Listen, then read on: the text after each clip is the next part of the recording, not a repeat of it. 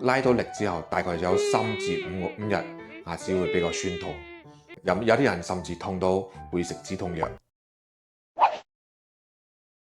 大家好啊，我係博瑤口腔沙頭角店毛醫生。今期呢，我哋為大家介紹下箍牙有邊種方案可以選擇。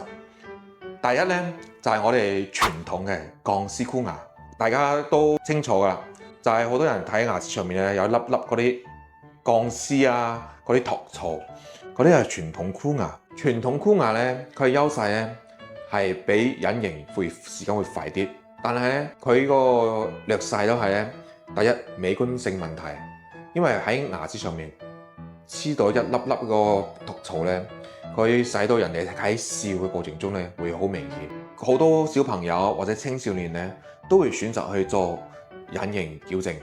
隱形矯正咧，佢係透明嘅，唔存在咁樣嘅情況，同埋個舒適度，因為佢係一個好薄嘅，好貼合我哋牙齒。喺我哋食飯過程中咧，呢個矯正器咧係可以剝出嚟。喺舒適度上面咧，佢都會比鋼絲咧舒服好多。仲有個時間，以前嚟講隱形矯正個技術唔係好成熟啦，所以佢時間會延長，比鋼牙嘅時間會長好多。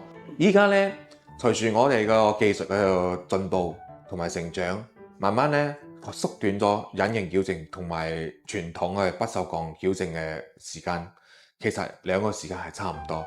仲有咧，鋼絲箍牙咧，佢喺每一次復查嘅時候拉到力之後，大概有3至5日牙齒會比較酸痛，有啲人甚至痛到會食止痛藥。隱形矯正咧，佢就唔會，因為佢每一次拉力咧，每一副咧個移動咧係好輕微，好輕微，所以呢種疼痛嘅同埋酸痛感咧，大家係可以忽略嘅，感覺唔到嘅。大家最驚嘅就係時間性問題。